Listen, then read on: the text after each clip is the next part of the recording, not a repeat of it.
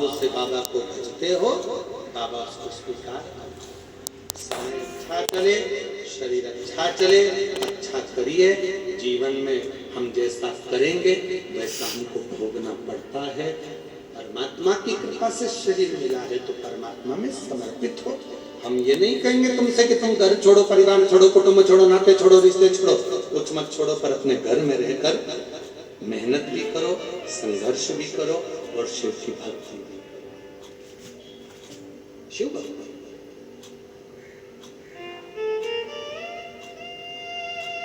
ज्यादा बोझा अपने सिर पर रखकर मत चलो। कितना बोझ था मां सती के सिर पर, इतना बोझ। कथा में जरा ऐसा स्मरण करिएगा कि मां सती की सिर पर कितना बोझ।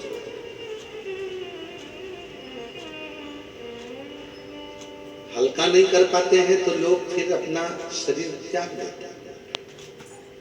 कभी आपने विचार करा कि भगवान देवाधिदेव महादेव की धर्म पत्नी माता सती, दक्ष प्रजापति की बेटी मां सती,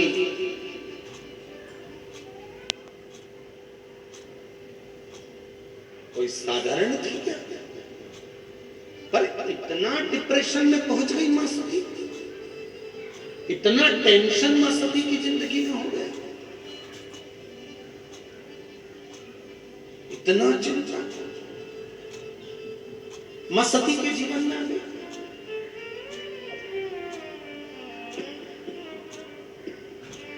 आइए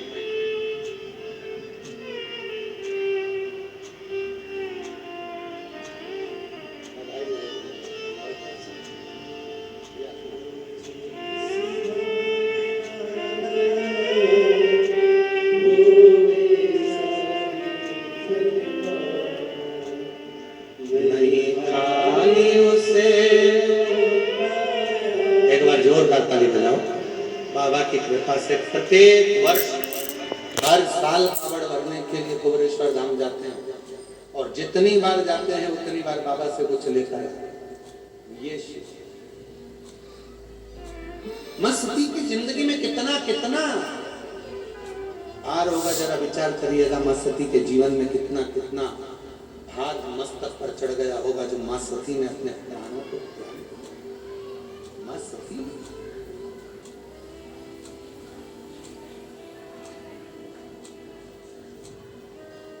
विचार करिए। मां सती बैठे हुए, पिता ने यज्ञ रखा था, यज्ञ सबको बुलाया था, मां सती शिव को नहीं। सब आए हैं यज्ञ में, पर भगवान देवाधिदेव महादेव के पास में कोई पत्र नहीं गया, कोई बुलावा नहीं गया, कोई बुलाया नहीं गया, कोई ने जाकर सूचना नहीं दी कि दक्ष प्रजापति के यहाँ यज्ञ है, तुम आओ। बल्कि यज्ञ के पहले दक्ष प्रजापति ने एक सभा रखी थी। उस सभा में भगवान देवाधिदेव महादेव बैठे थे और सब बैठे हुए थे। दक्ष प्रजापति का आगमन हुआ था। शंकर भगवान उठकर खड़े नहीं हो पाए, सब खड़े हो गए, शिव खड़े नहीं हुए।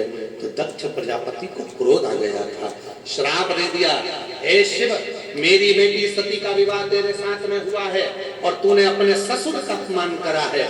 मैं तुझे श्राप देता हूँ कि तू शमशान में निवास करेगा। जैसे ही शंकर भगवान ने सुना शमशान में निवास करूंगा, शिव जी प्रसन्न होने लगे, नाचने लगे। भगवान ब्रह्मा विष्णु ने पूछा, भोलेनाथ आपको श्राप लगा है और आप नाच रहे? शंकर भगवान कहते हैं, इसको श्राप कहते हैं। मेरे ससुर मेरे बारे में कितना अच्छा सोचे हैं, मेरे ससुर ने मेरे लिए कितना अच्छा सोचा। उन्होंने मुझे शमशान का निवास दिया। मेरे ससुर के बराबर दुनिया में कोई ससुर नहीं होगा जो इतना अच्छा सोचा। प्लाट भी दिलाया तो ऐसी जगह दिलाया जहां कोई कब्जा ही नहीं करेगा। इससे जोरदार जगह कहां? लोग मकान पर कब्जा कर सकते हैं, दुकान पर कब्जा कर सकते हैं, फैक्ट्री पर कब्जा कर सकते हैं, जगह पर कब्जा कर सकते हैं, और दुनिया का कोई व्यक्ति नहीं कि जहां पर व्यक्ति को जलाया जाता हो उस जगह पर कब्जा कर ले, मेरा स्थान वहां होगा। ये तो मुझे प्रसन्नता होना चाहिए, प्रसन्नता। पर दक्ष प्रजापति ने ठीक नहीं, सती मैया के ऊपर टेंशन आ गया, मेरे पिता ने मेरे पति का अपमान कर दिया, चिंता में पड़ गई, बहुत ज्यादा चिंता। इतनी चिंता होती है जब घर में शादी होती है और शादी के समय पर जीजी को तो खूब पूछो, बहन जी बहन जी बहन जी, और जीजा जी को फूफा जी को मत पूछो। तो वो सत्यनारायण भगवान की पंजेरी का प्रसाद खा के फूफाई करते रहते।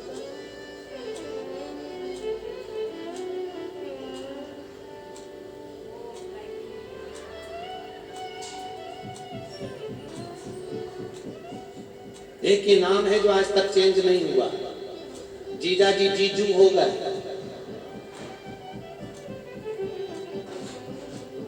मामा मामू हो गए, चाचा चाचू हो गए, केवल एक ही है वो आज तक चेंज नहीं हुआ, फूफा। इनको किसी ने फूफू नहीं किया, एक ही चेंज नहीं, बाकी के सब चेंज हो गए।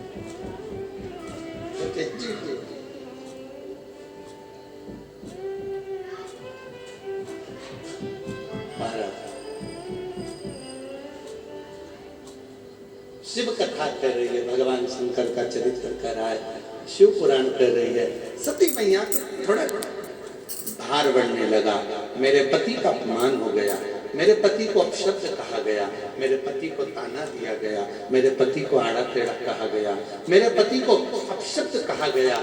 चिंता बढ़ती गई और चिंता क्या बढ़ी, जब सबको बुलाया और सती माता के यहाँ कोई पत्र न आया, तब और ज्यादा मस्ती टेंशन में पड़ गई, भार बढ़ गया।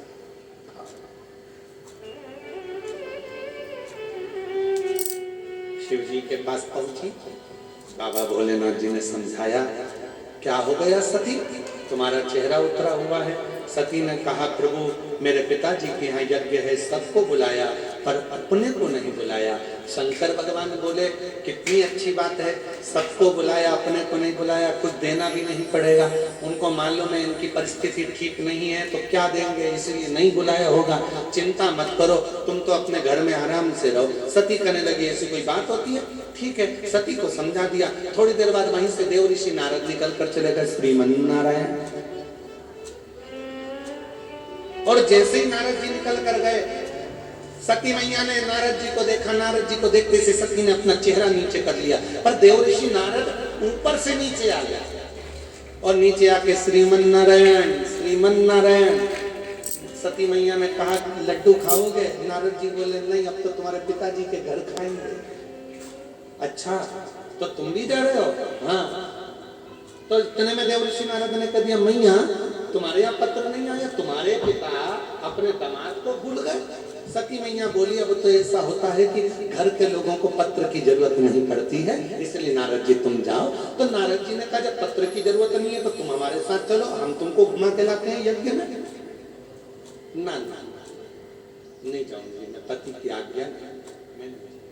नारद जी चले गए। थोड़ी देर बाद में गरुण जी जा रहे थे, उन्होंने भी यही कहा, वरुण जी जा रहे थे, उन्होंने भी यही कहा। सती के मन में जाओ,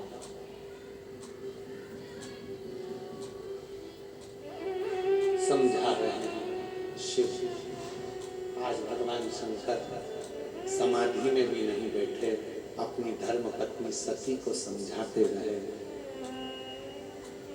देखकर ललायित मत, ललायित। मेरी जीजियों, दीपावली पर किसी के घर